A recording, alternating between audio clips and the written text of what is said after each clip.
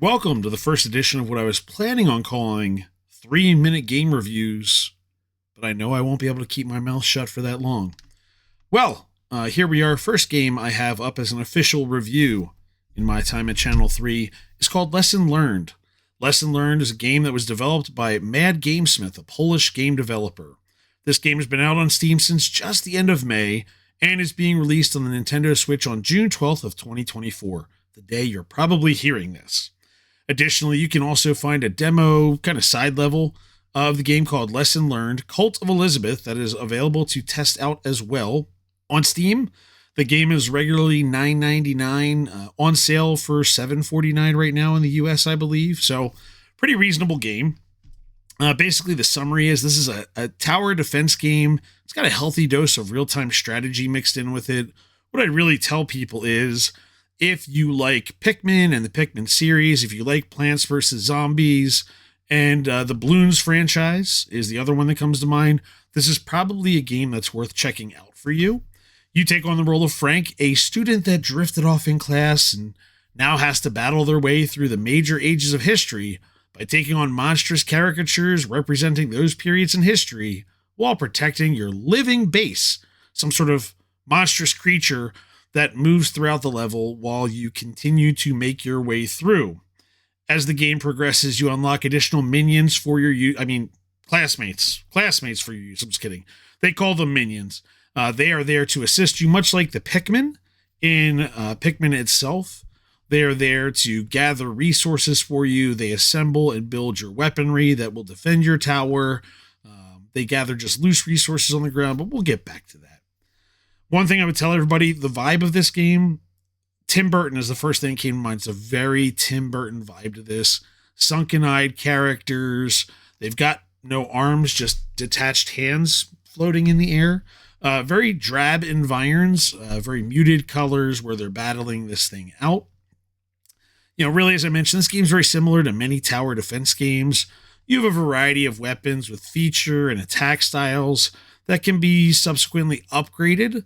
As with most tower games, they also have strengths, they have weaknesses, what shoots faster, what has a bigger attack range, what does more damage, all of which have a little bit of give and take while you're working your way through the different weapons that are there. You really need to have an understanding of the different enemy types that you will be facing through the course of that level. There is a guide bar that's at the top that lets you know, hey, what exactly are you looking at here? Are you looking at a land-based minion enemy type of thing that's going to be attacking quickly?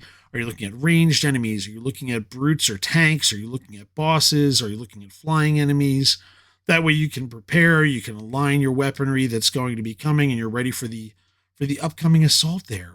Your character itself, Frank, the main kid, they only have a slingshot that's technically an offensive weapon. However, it really has only got the capacity to stun a very limited range of enemies. So you're really depending on just the weaponry that's being built here in order to defend yourself. Resources in the field include wood. You have both trees that can be cut down and loose pieces of wood that are laying around. So you have to decide, what are we gathering now? What are we gathering later? What are we taking the time to cut down now versus picking up later? Same thing goes for rock. There are loose rocks and there are large boulders to be broken down. And then also there's a slime resource as well, which is dropped randomly by enemies, and probably the most essential because it's used for upgrading your weapons in the field and also for producing when you get to the higher end weapons themselves. They actually require slime in order to be assembled. So basically 3 main resources, very manageable in the grand scheme of things. I played through the game on medium difficulty. For most of the game, playing through 4.5 of the worlds, it was very, very manageable. Maybe a little too manageable sometimes, but by the 5th age, the 5th world, the 5th map, it certainly becomes more challenging. There's a surprise spot where you have a second path of attack that happens on the back half of the level. Normally, there's one path of attack. You just assemble your weaponry and just pound the enemies as they come get you. Not so much. Suddenly you start finding yourself dying and having no idea why as your base is getting wrecked because the enemies are coming from elsewhere. But anyway, I probably could have played most of the game on a higher difficulty level. Still managed to have a good time with it.